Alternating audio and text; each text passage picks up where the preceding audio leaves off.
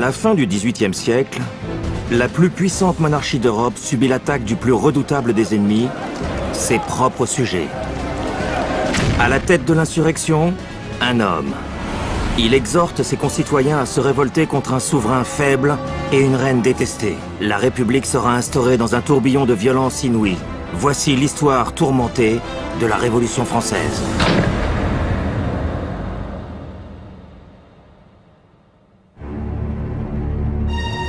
Paris 1794. Prison de la Conciergerie, une forteresse imprenable au bord de la Seine. Humide, infestée de rats, on la désigne comme l'antichambre de la mort. L'homme qu'on y a enfermé s'était fait la voix de la nation, mais on s'apprête à le réduire définitivement au silence. Une coupe de cheveux expéditive et son cou est prêt pour la lame de la guillotine. Cet homme s'appelle Maximilien Robespierre, il est le leader de la Révolution. Sa propagande s'est retournée contre lui. Avec la Révolution française, pour la première fois, les gens ont cru dans la possibilité de métamorphoser la société, de changer non seulement la politique et les institutions, mais aussi la condition même de l'homme. Ces événements terribles ont été un tournant décisif pour le monde moderne. Dès lors, tout a changé de manière radicale. Les traditions féodales et le pouvoir aristocratique sont démantelés pour instaurer à la place un ordre politique totalement neuf.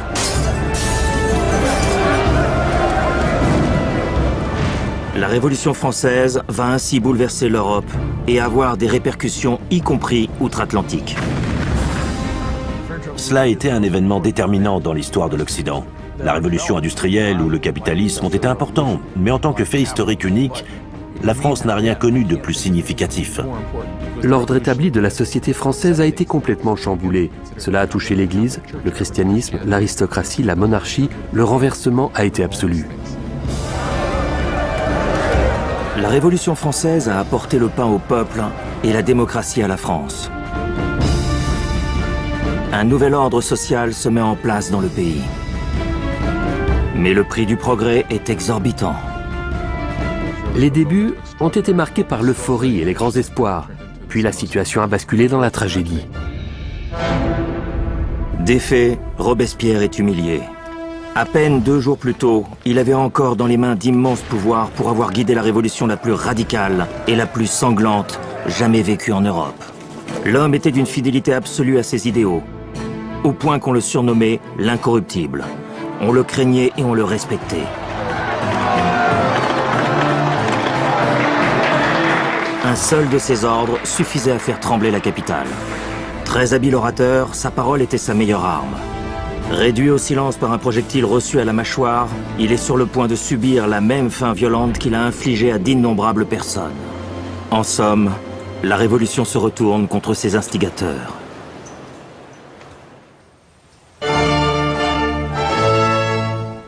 En 1770, nul ne pouvait prévoir les bouleversements qui surviendraient quelques années plus tard. Versailles, la fastueuse résidence du roi de France, pullulait de courtisans. Le palais royal, voulu par le roi Louis XIV, est achevé en 1682. Pour maintenir une certaine distance par rapport à ses sujets, le roi Soleil a décidé de transférer sa cour dans cette localité située à seulement quelques kilomètres de Paris, en y faisant édifier l'une des résidences royales parmi les plus somptueuses d'Europe. Pendant près d'un siècle, Versailles restera l'épicentre de la monarchie absolue. En 1770, on y célèbre une importante cérémonie. Louis le Dernier, ou Louis Capet, neveu du roi Louis XV et premier de la lignée à pouvoir prétendre au trône, prend femme.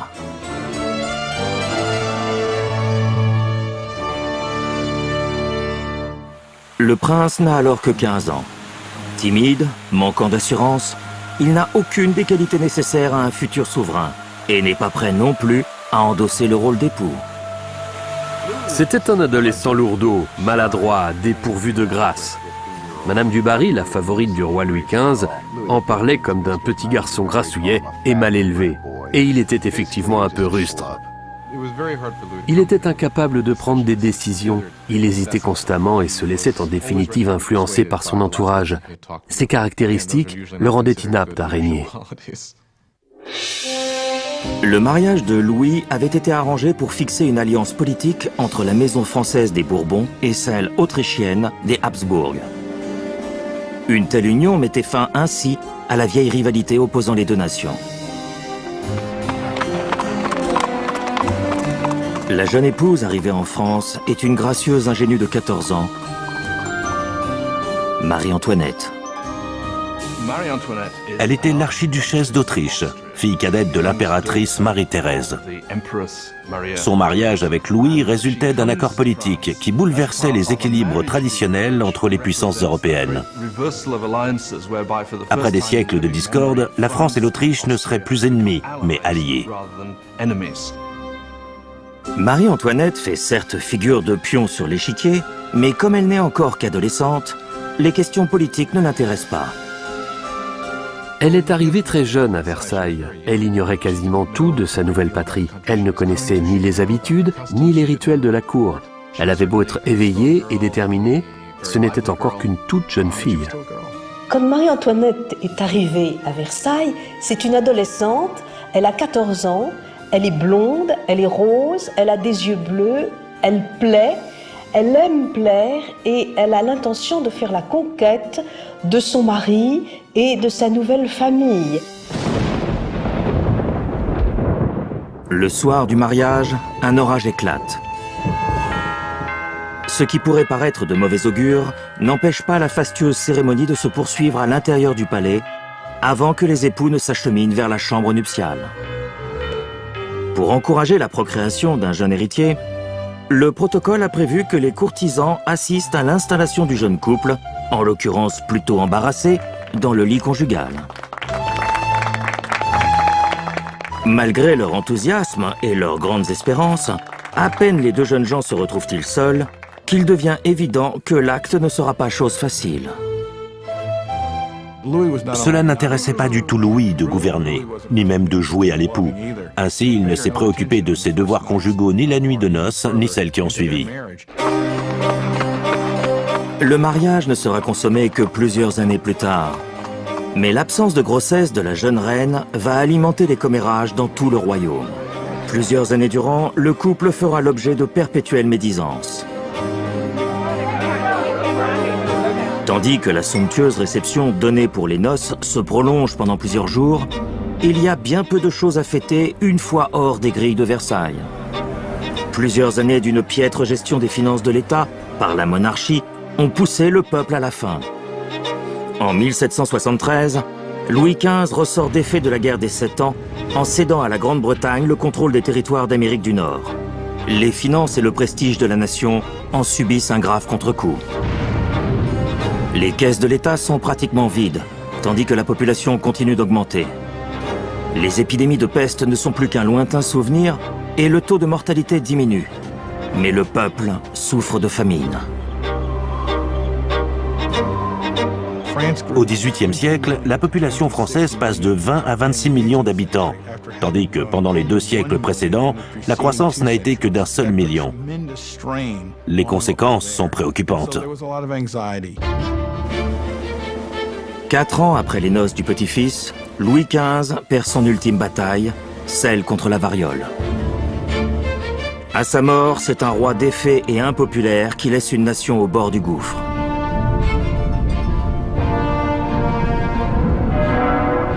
Lors d'une fastueuse cérémonie, le jeune prince accède au trône et se fait couronner Louis XVI.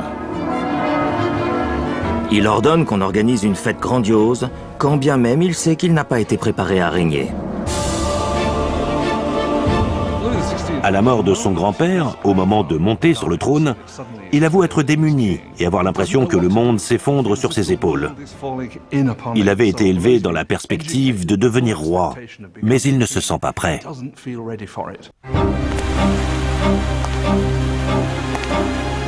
Louis XVI se révèle être le pire souverain dont puisse hériter une nation en crise. Au couronnement, le monarque, alors âgé de 20 ans, élève cette prière : « Seigneur, viens nous en aide, car nous sommes trop jeunes pour gouverner. En sûreté au château de Versailles, Louis et Marie-Antoinette se préparent à affronter leur nouvelle vie. À quelques kilomètres de là, dans les cercles intellectuels parisiens, on débat de nouvelles idées, en allant jusqu'à remettre en cause l'existence même de la monarchie. Une philosophie à l'impact décisif est en train de naître, les Lumières.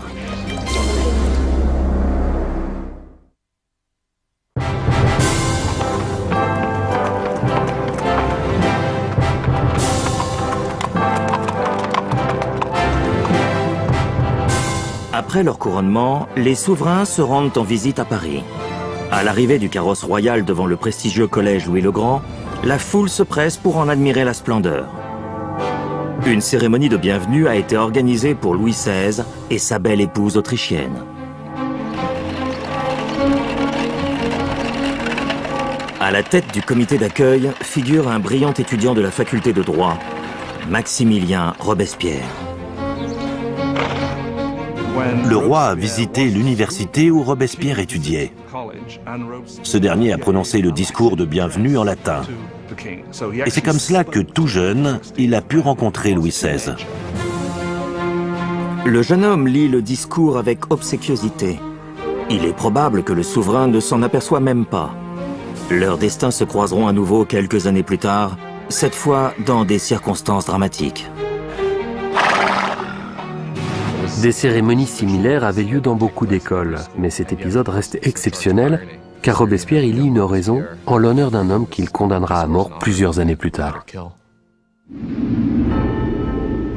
Mais pour le moment, l'accueil est chaleureux et sincère. Le jeune couple royal réussit à conquérir les Parisiens. Pourtant, avec la diffusion d'idées progressistes de plus en plus radicales, une telle admiration ne durera pas. Depuis le Moyen-Âge, la société européenne est rigoureusement divisée en 3 classes auxquelles on appartient de naissance. Un contraste violent se perpétue depuis plusieurs siècles entre, d'une part, la richesse de l'aristocratie et du clergé, et d'autre part, la pauvreté du tiers-état. Avec le siècle des Lumières, cette organisation sociale est remise en cause au nom de la raison et du progrès scientifique. La nouvelle tendance, dite des Lumières, trouve ainsi à Paris un vrai tremplin, la capitale étant devenue le foyer des nouveaux courants philosophiques et le phare des nouvelles espérances. Paris devient le quartier général de la philosophie des Lumières. Les philosophes des Lumières invitaient à ne pas se fier à l'autorité, à ne pas croire ce que les autres imposaient, mais à réfléchir avec sa tête et en se posant les bonnes questions. À une époque, le savoir était imposé par autrui. Les prêtres ou les autorités étaient habilités à dire ce qu'il convenait de penser. L'idée selon laquelle il était possible de réunir les connaissances de l'humanité et de les rendre accessibles à tous a été tout à fait révolutionnaire. Au début de l'époque des Lumières, les aristocrates se réunissent dans des salons parisiens pour discuter des thèses de grands philosophes tels que Voltaire et Rousseau. On y discourt du droit de l'homme à la liberté, à l'autodétermination et surtout à l'égalité. Ces principes, initialement débattus entre les intellectuels de très haut niveau, finissent avec le temps par se diffuser parmi le peuple. L'exigence d'égalité commence à représenter un danger pour les privilèges de l'aristocratie. Ces idées représentaient une menace, car elles incitaient à remettre en question les privilèges de la noblesse et à se demander par quels moyens on pouvait améliorer le monde. En outre, elles contribuaient à saper certains principes, comme le fait que le monarque régnait par droit divin, ou que les hommes étaient naturellement divisés en classes sociales. Des idéaux similaires à ceux des Lumières vont inspirer les colons américains qui, outre-Atlantique, commencent à combattre pour leur autonomie, contre l'ennemi historique de la France, la Grande-Bretagne. Le jeune Louis XVI voit dans la guerre d'indépendance américaine une occasion de se venger des défaites subies par son grand-père. Aussi décide-t-il de soutenir financièrement la cause américaine avec 2 milliards de francs. Une somme suffisante pour affamer 7 millions de Français pendant 1 an. Cette manœuvre signe le début de l'effondrement financier du pays. L'intervention en faveur des colons a provoqué la banqueroute de l'État. La dette souscrite par Louis XVI pour soutenir la guerre d'indépendance contre les Anglais a fait précipiter la situation économique de la couronne, qui n'était pas complètement apte à l'honorer. Tandis que le souverain engage des fonds et des troupes dans la défense de la cause américaine, Marie-Antoinette contracte d'autres dettes. La vie à Versailles est un enchaînement de formalités et de rituels. Tout doit se passer selon le protocole. Le réveil des souverains, l'habillage, le dîner, leur retraite du soir. Pour fuir la monotonie de la vie à la cour, la reine s'amuse à exhiber des habits de plus en plus extravagants et excentriques. Marie-Antoinette aimait suivre la mode. Elle se faisait faire des coiffures élaborées et très hautes qui nécessitaient des heures de travail, les faisant ensuite décorer d'ornements extravagants ou de fruits. Beaucoup voyaient cela comme un signe d'indécence, trahissant les vices de la reine et la mentalité de la cour. Les passe-temps de Marie-Antoinette sont la mode, les potins, les jeux de hasard et le théâtre. Les dépenses de la cour augmentent de manière vertigineuse, à tel point que la souveraine est surnommée Madame Déficit. On lui a donné ce sobriquet car, bien que le pays soit en pleine crise économique, elle continuait à dépenser l'argent public en habits, bijoux et chaussures. Ses caprices coûtaient une fortune aux caisses de l'État. Marie-Antoinette s'endette vis-à-vis de la France, non seulement par ses dépenses inconsidérées, mais aussi parce qu'elle n'a pas enfanté d'héritier au trône. Après 7 ans d'union, le couple royal n'a toujours pas eu d'enfant. De quoi compliquer encore la position de la reine. Le devoir d'une reine consistait à mettre au monde un héritier mâle. Il était absolument nécessaire que cela arrive. Les gens la critiquaient, ils étaient mécontents d'elle et disaient que le roi n'aurait jamais dû épouser une femme autrichienne qui était incapable de donner un descendant à la famille. La souveraine est désespérée. En vérité, son époux s'intéresse beaucoup plus au plaisir de la table qu'à ses devoirs conjugaux. Il y a toute une correspondance entre l'ambassadeur d'Autriche et l'impératrice Marie-Thérèse qui dit « Mais enfin, qu'est-ce qui se passe si une jeune fille aussi charmante, aussi jolie que ma fille ne peut pas arriver à le dégeler? Mais enfin, qu'est-ce qui se passe ?» Pendant 7 ans, Louis XVI et son épouse n'ont pas eu d'enfant, et cela a jeté l'ombre sur la première partie de leur règne. Et comme tout le monde savait qu'un des passe-temps du roi consistait à fabriquer des clés, on a vu se répandre des plaisanteries et des chansonnettes grivoises sur Louis le serrurier, incapable de trouver le trou de la serrure. En réalité, le désintérêt de Louis pour la sexualité provient d'un problème physique. Après des années d'humiliation et de pression de la part de la cour, on diagnostique au souverain un trouble guérissable, un phimosis. Le roi souffrait d'une malformation qui faisait obstacle à sa vie sexuelle. Ça n'est qu'après une petite intervention chirurgicale qu'il a pu consommer son mariage. Mais il a fallu des années avant qu'il ne soit convaincu de se faire opérer parce que ça le terrorisait. Après l'intervention, le couple donne naissance à une fille, Marie-Thérèse. Pourtant, l'heureux événement ne suffira pas à redorer l'image de Marie-Antoinette. Depuis le début des années 1780, circulent en France des satires pornographiques raillant les souverains. Ce sont des livrets obscènes qui se moquent de l'impuissance du roi et dépeignent la reine comme une femme de petites mœurs, évoluant dans une cour dissolue et corrompue. L'aversion de la population pour la monarchie s'intensifie avec l'aggravation des conditions de vie dans les campagnes. Après une série malheureuse de piètres récoltes, le prix de la farine augmente de manière affolante au point qu'il y a pénurie de pain, l'une des bases absolues de l'alimentation populaire. Mais la misère ne franchit pas les portails de Versailles. Pendant que les souverains continuent de vivre dans l'opulence, on voit fleurir des écrits de protestation explicites qui s'adressent à la cour avec une accusation très claire. Savez-vous pourquoi tant de gens souffrent de la faim? Parce qu'avec votre style de vie, vous dilapidez en un jour ce qui pourrait nourrir des milliers de personnes. L'auteur de cette diatribe n'est autre que le jeune homme qui, quelques années plus tôt, avait chaleureusement salué les souverains après leur couronnement, Maximilien Robespierre.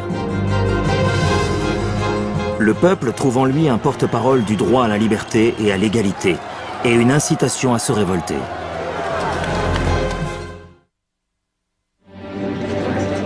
Vers la fin du XVIIIe siècle, Versailles fait figure d'oasis d'excentricité et de faste au milieu d'une nation appauvrie. La faiblesse du souverain contribue à précipiter davantage la France dans l'abîme.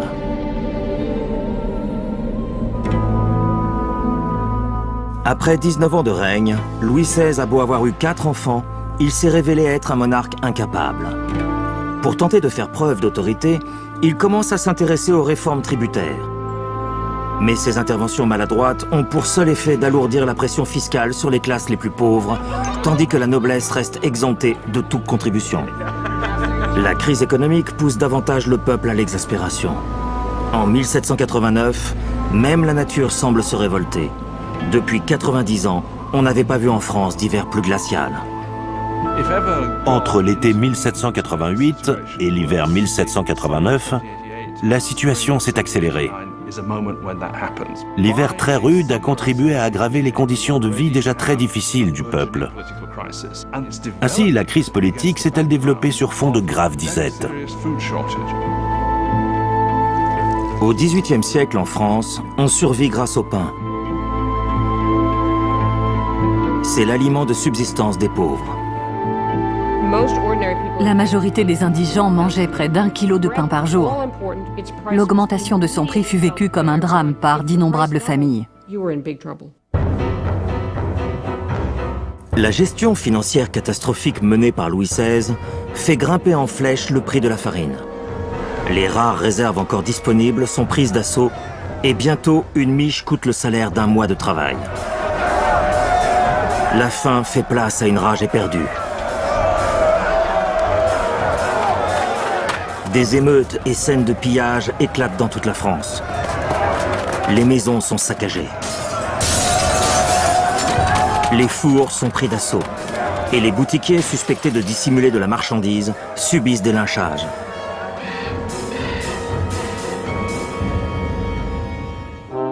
Avec l'effondrement de l'économie, les banques forcent le roi à nommer un nouveau ministre des Finances, Jacques Necker. Cela fait déjà un moment qu'il soutient la nécessité de réformer les dépenses publiques et qu'il jouit d'une grande popularité auprès des gens. Au printemps 1789, Jacques Necker a été le membre du gouvernement le plus apprécié par le peuple. Car dans ses écrits, il avait soutenu publiquement la thèse selon laquelle la monarchie a le devoir de garantir à tous le pain et le blé. Pour tenter d'affronter la crise, le ministre sollicite du souverain qu'il convoque les États généraux, l'organe de représentation des 3 classes sociales françaises. L'Assemblée se réunit pour la première fois depuis 175 ans. L'organisation politique de la France se basait sur la division des citoyens, c'est-à-dire les 3 ordres, à savoir le clergé, la noblesse et le tiers-état. Or, les 2 premiers représentaient seulement 3% de la population, et le troisième 97%. L'immense majorité des Français appartenaient au tiers-état.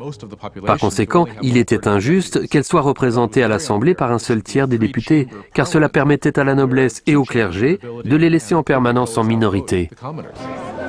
4 mai 1789.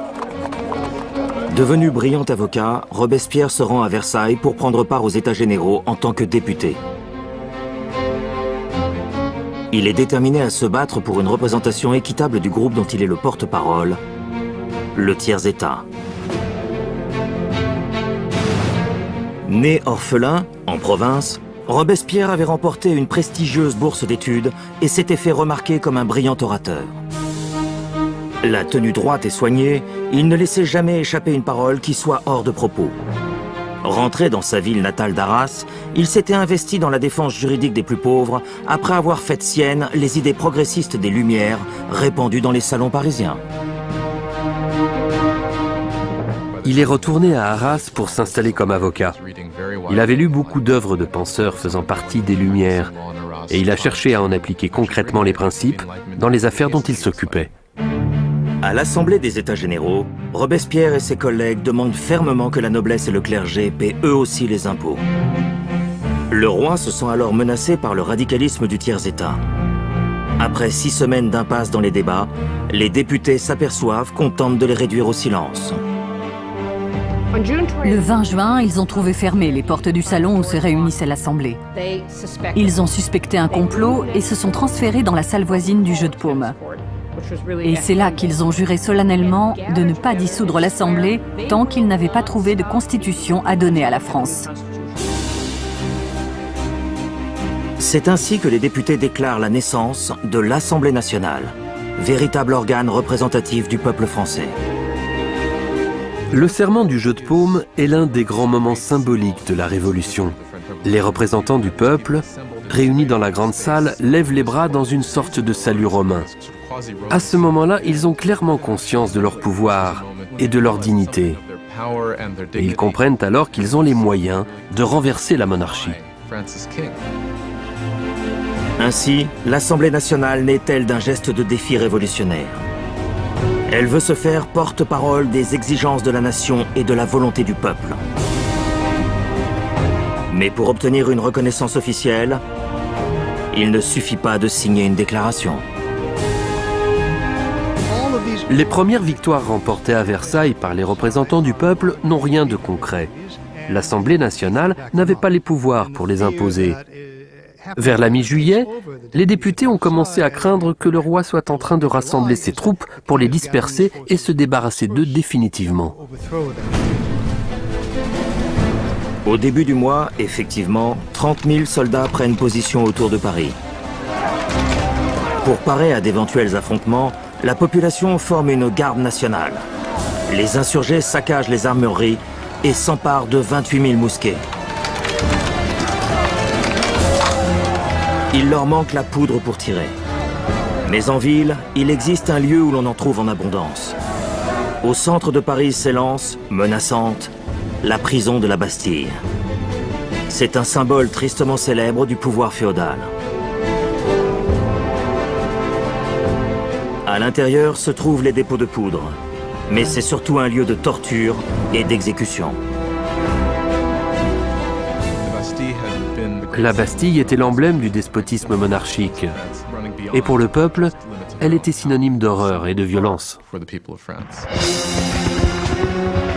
Malgré le climat tendu, le roi prend une décision très impopulaire.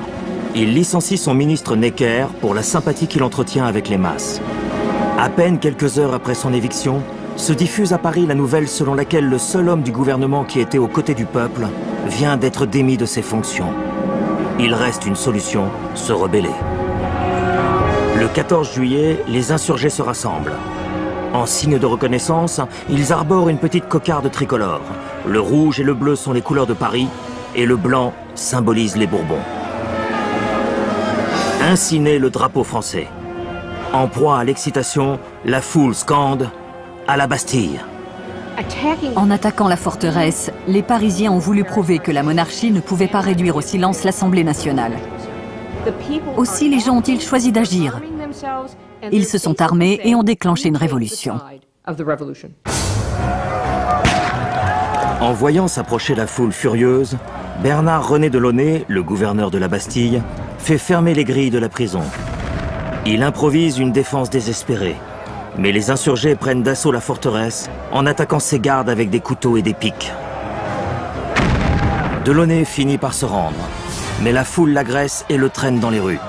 Le gouverneur reçoit des volées de coups de pied et de poing jusqu'à ce qu'il implore qu'on l'achève.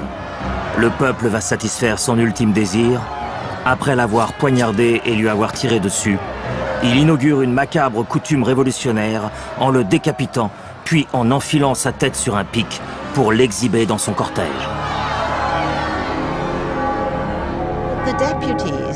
Les députés de l'Assemblée nationale n'ont pas immédiatement condamné cet acte de violence. Au contraire, ils l'ont approuvé. D'aucuns disent que leur soutien au comportement féroce des masses a créé un précédent qui a eu ensuite des répercussions désastreuses sur le développement du mouvement révolutionnaire.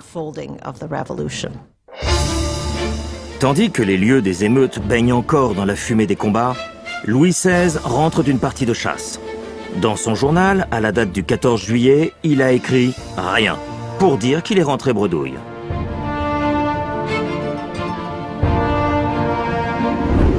À son arrivée au palais, un aide de camp se précipite vers lui pour l'avertir de la révolte et de la prise de la Bastille.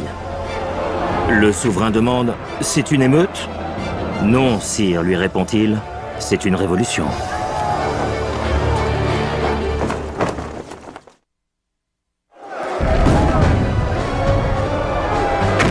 La prise de la Bastille a déchaîné la violence irrépressible de la Révolution. Le peuple a défié et renversé le pouvoir royal. Dès lors, il n'est plus possible de revenir en arrière. La tyrannie est défaite. Une foule d'hommes, de femmes et d'enfants démolit la prison à main nue, une pierre après l'autre. Métaphoriquement parlant, l'ancien régime cède et s'écroule. Les Parisiens se sont engagés à raser la Bastille le plus vite possible. Comme ils n'avaient pas d'explosifs à disposition, ils ont démantelé la forteresse uniquement à main nue, en y mettant toutes leurs forces. Les pierres ont ensuite été vendues à bon marché comme symbole de la défaite du despotisme. L'enthousiasme populaire va renforcer l'Assemblée nationale. Quelques jours après les événements, celle-ci rédige la Déclaration des droits de l'homme et du citoyen, un document révolutionnaire qui abolit les anciennes distinctions de classe et proclame l'égalité de tous les êtres humains. La déclaration est rédigée par les membres de l'Assemblée nationale. Avec ce document, ils veulent affirmer le principe fondamental de la souveraineté du peuple. Le roi n'est même pas mentionné dans le texte. En s'appuyant sur ce document, l'Assemblée s'empare du pouvoir. Grâce à ce nouvel organe représentatif, le peuple français se prépare à renverser les bases de l'ancien régime.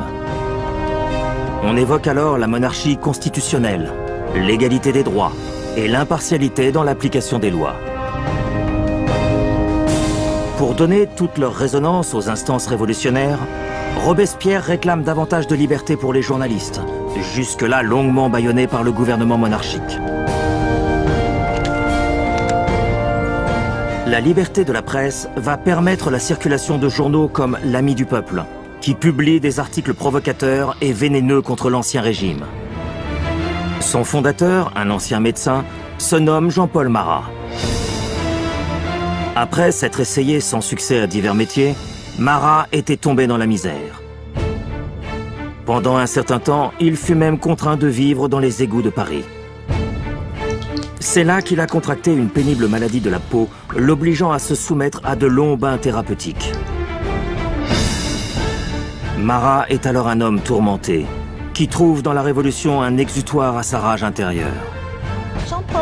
Jean-Paul Marat faisait partie de ces hommes qui font une profession de leur récrimination contre la société. Les révolutions fournissent de belles occasions à ce genre de personnes. C'est ainsi qu'il a déversé sa colère et son ressentiment dans les pages de l'Ami du Peuple. Et son journal a eu un succès extraordinaire. L'agressivité et la hargne de Marat étaient hors normes. Il suffit de lire quelques pages de son journal pour comprendre qu'il était certainement paranoïaque. Il voyait des complots partout. Pour lui, tout le monde conspirait contre la Révolution et il ne voyait à cela qu'une solution, il fallait tuer. Marat condamne les souverains surtout pour l'opulence dans laquelle ils se vautrent en dépit de la crise économique. Il s'inspire des commérages qu'il entend pour les attaquer vertement dans les colonnes de son journal.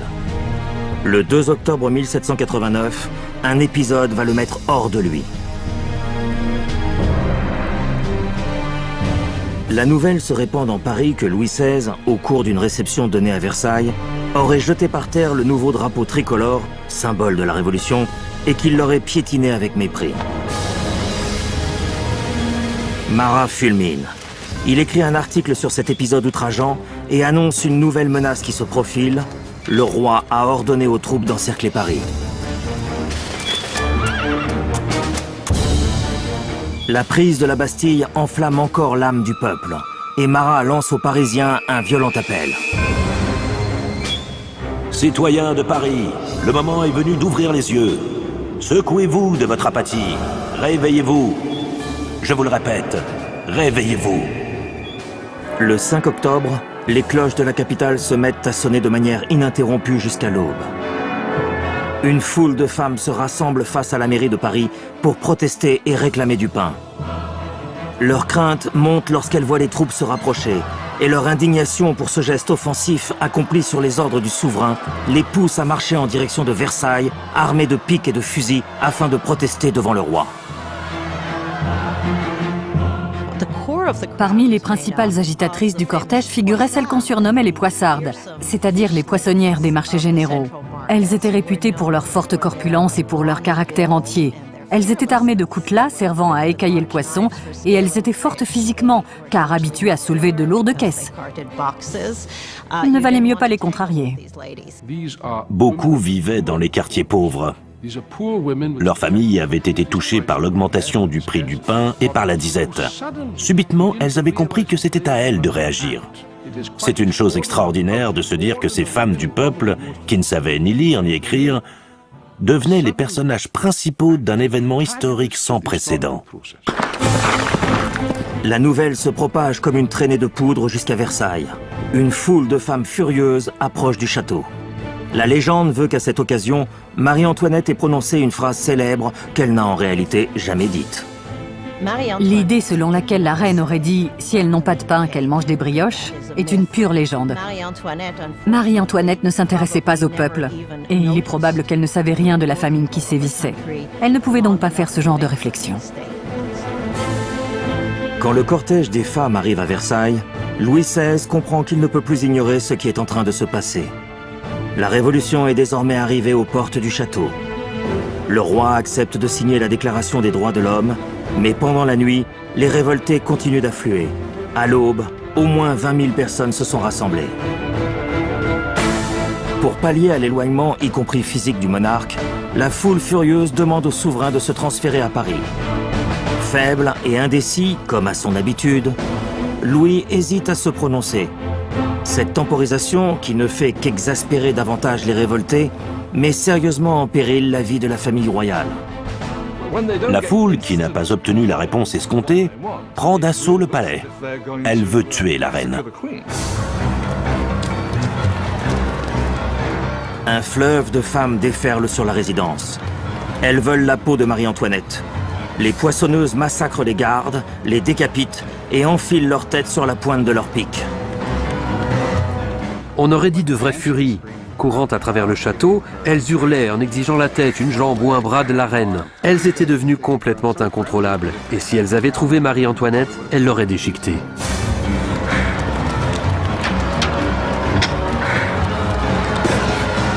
Terrorisée, la reine se sauve et parvient à se réfugier dans les appartements de son époux seulement quelques minutes avant que les femmes ne fassent irruption dans sa chambre et ne détruisent son lit.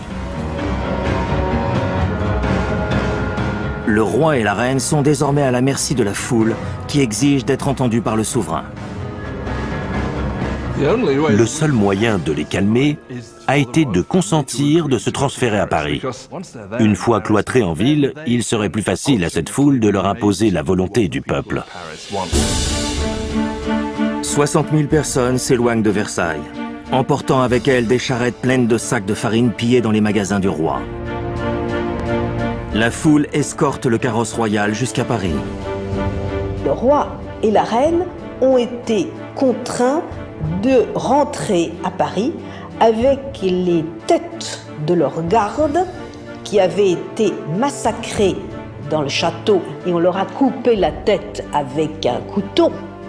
C'est pour vous dire qu'on était quand même dans un déchaînement de violence assez extrême et ces têtes qu'on avait maquillées ont été portées devant la voiture du roi et de la reine. Ainsi, les souverains s'établissent à Paris au Palais des Tuileries. Ils ne reverront plus jamais Versailles. Une fois transférés dans la capitale, ils se sont pratiquement retrouvés prisonniers. Tout le monde le savait, y compris eux. Ils ne pouvaient plus faire ce qu'ils voulaient. Ils étaient désormais pris au piège. Le château de Versailles est laissé à l'abandon. L'Assemblée nationale, elle aussi, se transfère à Paris. Le pouvoir est désormais entre les mains du peuple. La France est en route vers la démocratie, avec un nouveau gouvernement, de nouvelles lois et même une nouvelle forme impitoyable de justice qui deviendra l'emblème de la Révolution, la guillotine.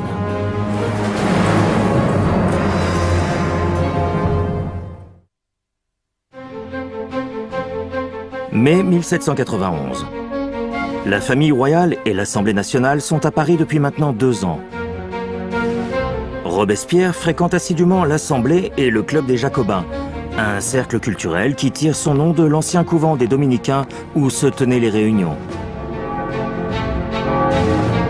Pendant cette phase de la Révolution, où les mots ont souvent une résonance considérable, les discours de Robespierre sont enflammés. Son seul point de référence est l'intérêt du peuple. C'est ainsi qu'on le surnomme l'incorruptible. La France est devenue une monarchie constitutionnelle. Le roi a été forcé de partager son pouvoir avec l'Assemblée nationale. L'autorité de Louis XVI ne cesse de diminuer. Il est contraint d'approuver des lois limitant le pouvoir de la monarchie et celui d'une autre institution importante, l'Église catholique. Le souverain décide alors de fuir à l'étranger pour y organiser une campagne de reconquête du pouvoir. En 1791, Louis pensait que le moment était peut-être arrivé de reprendre le contrôle de la situation. Il savait que l'assistance d'une armée étrangère pourrait lui être utile. Il a donc projeté de fuir du palais des Tuileries pour rejoindre la frontière la plus proche. Le 21 juin 1791, à la faveur de la nuit, les souverains s'éloignent de Paris déguisés en banals voyageurs.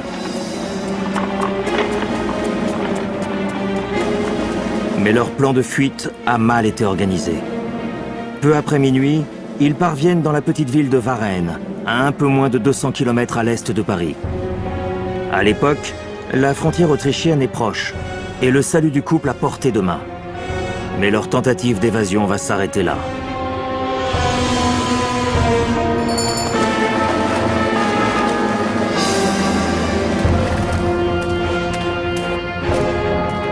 La nouvelle de leur fuite les a précédés.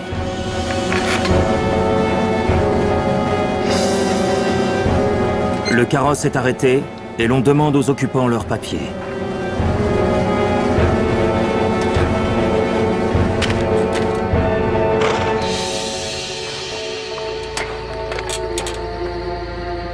Les suspects sont immédiatement reconnus. C'est bien le couple royal. À la vue du monarque, il y a pourtant un moment de flottement. Mais les gardes révolutionnaires ne se laissent pas intimider et ils font courir jusqu'à Paris la nouvelle de l'arrestation des fugitifs. Le roi espérait qu'en le reconnaissant, les gens auraient accouru pour prendre sa défense. Mais au contraire, il s'est rendu compte du mécontentement qui entourait sa personne. À plus forte raison, en situation de fuite. Ainsi l'a-t-on arrêté et reconduit à Paris.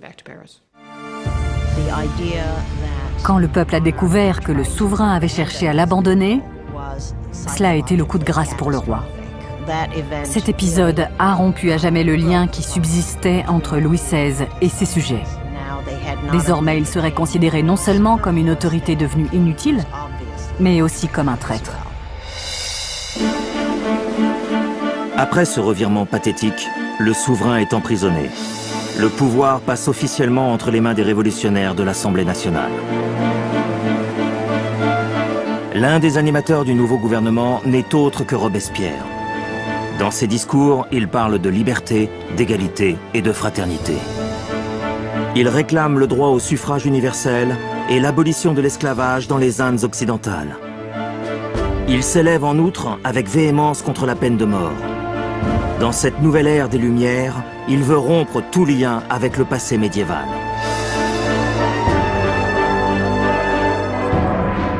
L'Europe a hérité d'un répertoire macabre d'exécutions capitales. Les personnes sont exécutées avec une grande cruauté, tirées au sol par des animaux et écartelées, pendues, noyées ou brûlées sur un bûcher. L'ancien régime avait eu recours à des peines effroyables. La décapitation était réservée aux aristocrates. Dès le début, les révolutionnaires ont voulu symboliquement que l'égalité soit respectée, y compris lors des exécutions. Tous les condamnés devaient être exécutés de la même manière. Malgré l'opposition de Robespierre, à Paris, on organise un nouveau type d'exécution. Joseph Ignace Guillotin, inventeur et médecin, imagine une terrible machinerie en vue de moderniser la technique archaïque de la décapitation en lui conférant un caractère humanitaire. Le docteur Guillotin décrit ainsi sa machine présentée à l'Assemblée nationale. Le mécanisme est fulgurant. La tête tombe d'un coup, le sang jaillit et le condamné cesse de vivre. Marat, fervent partisan de la peine de mort, fait dans son journal un éloge passionné de l'instrument qu'il baptise la guillotine. Plus tard, on le surnommera également le rasoir national. Les révolutionnaires étaient de fervents défenseurs des droits de l'homme. Ils étaient convaincus qu'il n'y avait pas lieu d'infliger des souffrances inutiles. C'est précisément pour ça qu'ils appréciaient la guillotine. Elle garantissait une mort rapide. C'était un instrument efficace, et même si par définition personne n'en était sûr, on pensait qu'il était indolore. La guillotine a été conçue pour faire taire les ennemis internes de la Révolution et tous ceux qui étaient suspectés de vouloir restaurer la monarchie. Mais l'Assemblée nationale craint surtout les ennemis situés hors de France et l'éventualité que d'autres membres de la famille royale organisent depuis l'Autriche une répression armée. Beaucoup proposent une attaque préventive. Ils veulent déclarer la guerre à l'Autriche. Robespierre nourrit au contraire de forts doutes sur le sujet. Robespierre a été l'un des rares à s'opposer au conflit. Il pensait que la France perdrait, et il craignait que la nation ne soit pas prête à affronter une guerre et que l'armée soit incapable de battre l'ennemi. Si l'Autriche avait envahi la France, c'était la défaite assurée de la Révolution. Mais son avis est mis en échec. En avril 1792, l'Assemblée déclare la guerre à l'Autriche, le pays natal de Marie-Antoinette. Une vague d'euphorie nationaliste traverse le pays. Si l'Autriche avait battu l'armée révolutionnaire, Louis XVI aurait assurément réclamé le trône. La reine est suspectée d'aider l'ennemi en entretenant une correspondance avec ses parents autrichiens où elle leur communique à l'avance les mouvements des troupes françaises.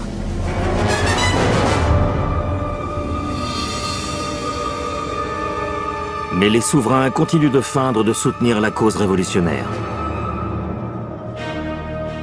Louis et Marie-Antoinette jouaient un double jeu. Plusieurs fois, ils ont fait semblant d'être d'accord avec les nouveaux idéaux, alors qu'en réalité, ils conspiraient contre la Révolution. Ils cherchaient seulement à avoir la vie sauve, et à nos yeux, c'est compréhensible. Mais du point de vue des révolutionnaires, ils ont agi en traîtres.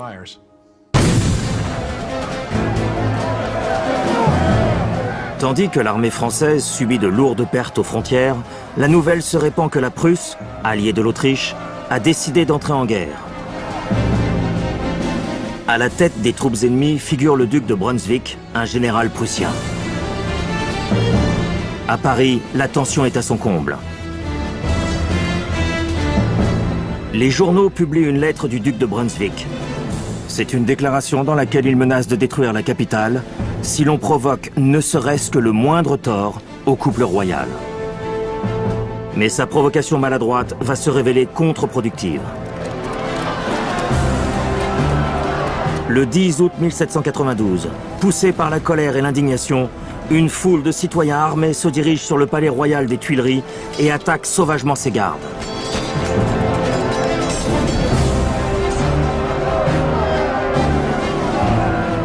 À la fin des combats, on dénombre 800 morts. Le roi s'est réfugié dans les salles de l'Assemblée. La monarchie est désormais tombée. Louis est destitué de son titre et du trône. Ainsi naît la République française. Les derniers gardes restés fidèles au souverain sont condamnés à la guillotine.